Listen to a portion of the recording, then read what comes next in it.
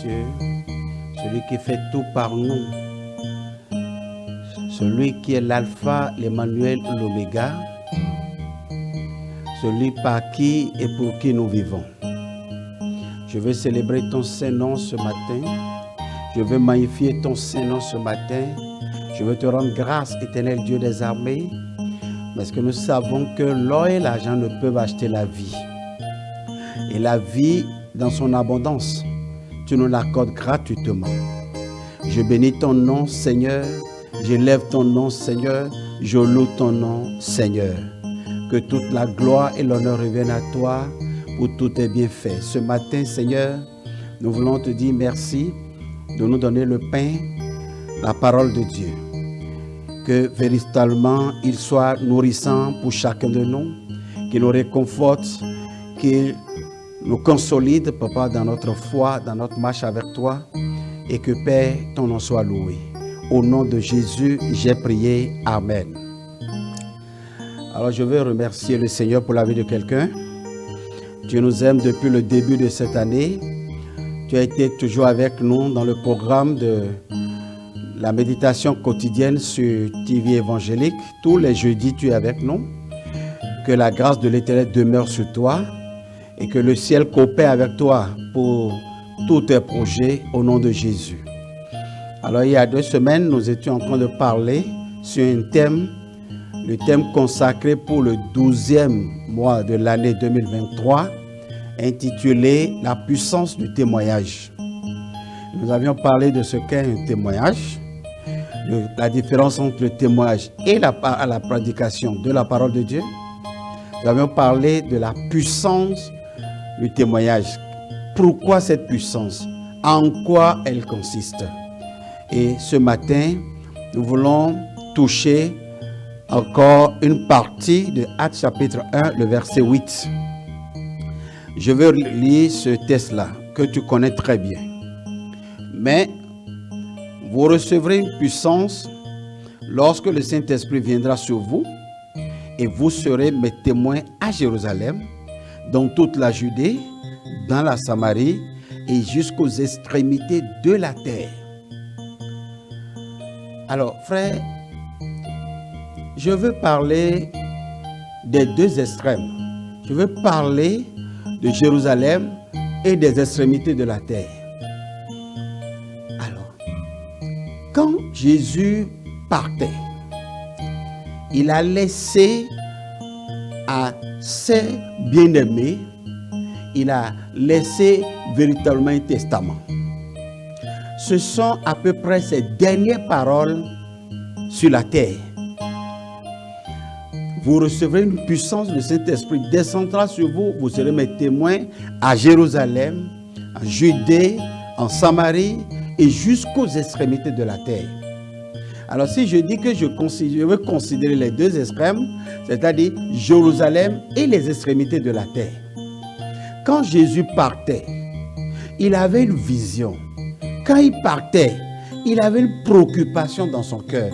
Quand Jésus partait, au moment même où il devait commencer par s'élever, les dernières paroles prononcées à nos pères, les apôtres, c'est que vous serez mes témoins à Jérusalem.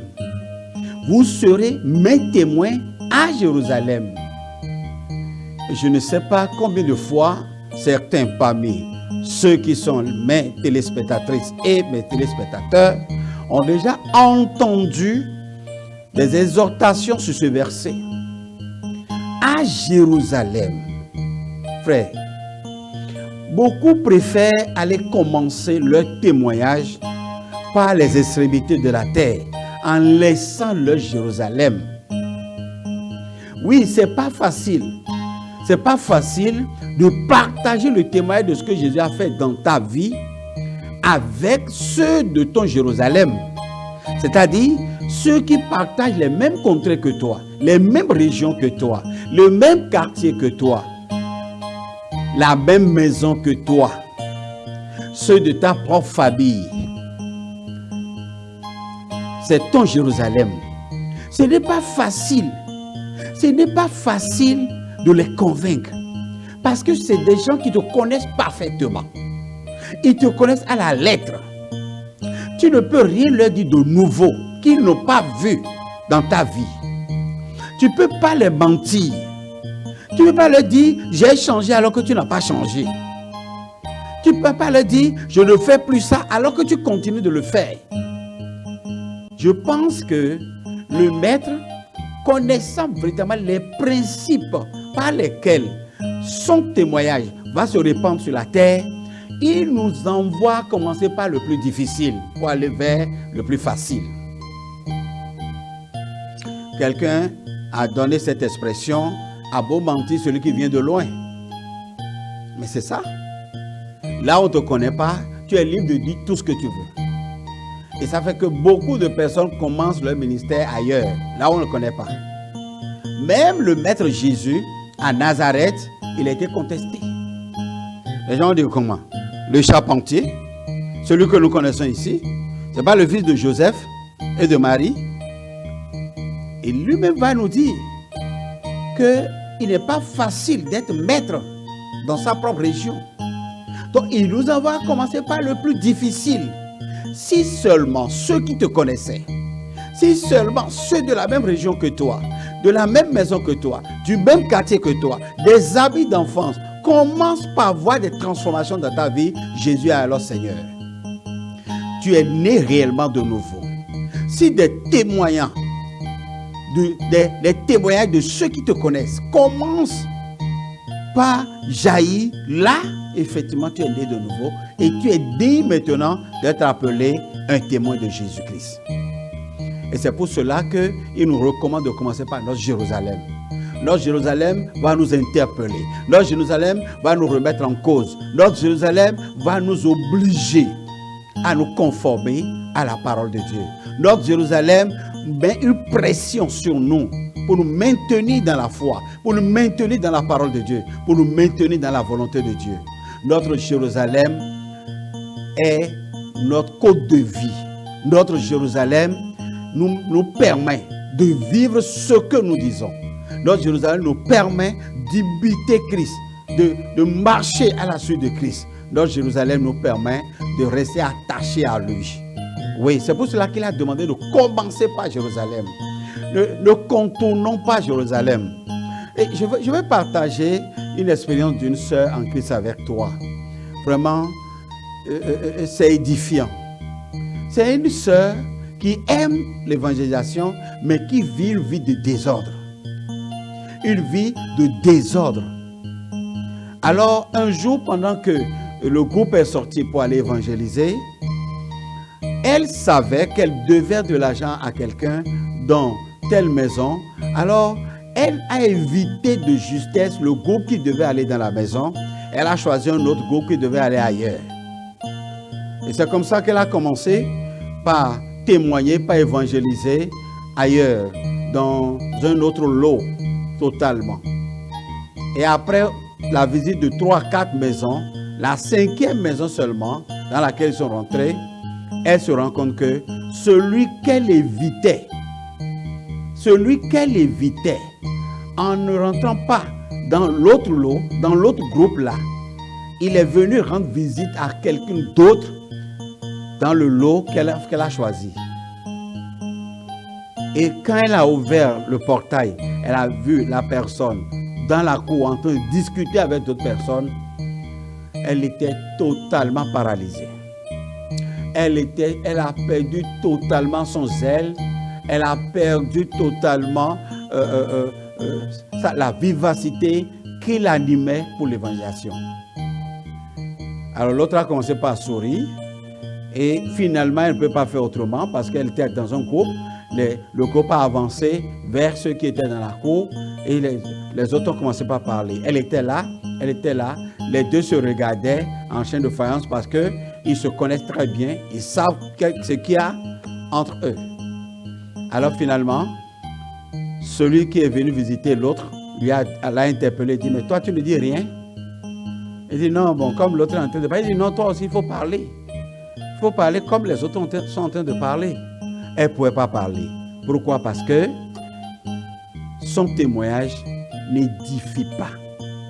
elle a abandonné son Jérusalem pour vouloir évoluer vers l'extrémité de la terre. Ne laisse pas ton Jérusalem. Finalement, ceux de Nazareth sont convaincus que Jésus, il est véritablement le Messie. Et on l'a appelé Jésus de Nazareth. On l'a appelé Jésus de Nazareth. Donc ça veut dire qu'au début, Nazareth a été fermé, compliqué, mais Nazareth a cédé par la suite, par la force des choses. Je veux dire à quelqu'un, ton Jérusalem finira par céder. Quand tu seras constant, fidèle à la parole de Dieu, ton Jérusalem finira par céder. Ton père finira par céder. Ta mère finira par céder. Tes frères finiront par céder. Les amis d'enfance finiront par céder. Le quartier finira par céder. C'est sous la pression. Vous savez, il y a 300, en l'an 300, et c'est comme ça que Rome était fermée à l'évangile. Mais sous la pression, la constance des frères qui avaient reçu le Seigneur a témoigné de ce que Jésus a fait dans leur vie. Finalement, Rome a cédé. Et Paul pouvait saluer les frères de Rome et il leur a adressé même une épître de ses écrits.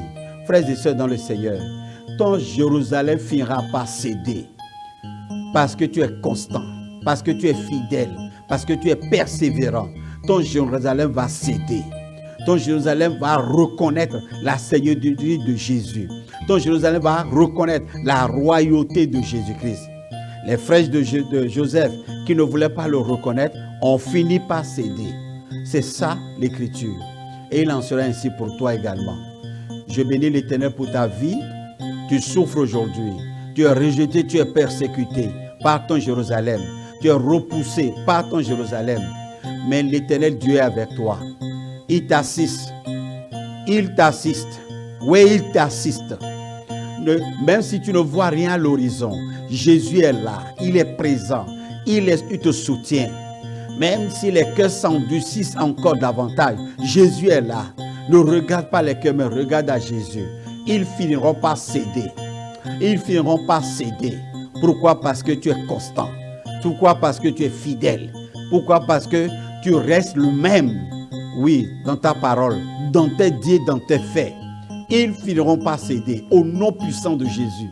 La puissance du Saint-Esprit finira par les amener à comprendre et à s'ouvrir à ton témoignage. Au nom de Jésus.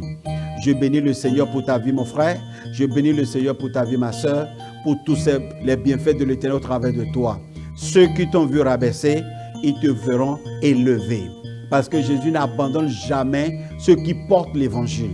Jésus n'abandonne jamais ceux qui ont en eux la semence et qui brûlent de zèle en eux pour partager. Jésus n'abandonne jamais un soldat. Ils finiront par céder, tu auras gain de cause. Et tu diras, le Seigneur Jésus règne sur ma famille, il règne dans ma maison, il règne dans mon quartier, il règne sur mes amis. Par ton biais, plusieurs viendront au Seigneur au nom puissant de Jésus-Christ. Insiste dans ton Jérusalem, persévère dans ton Jérusalem et la gloire reviendra au Seigneur.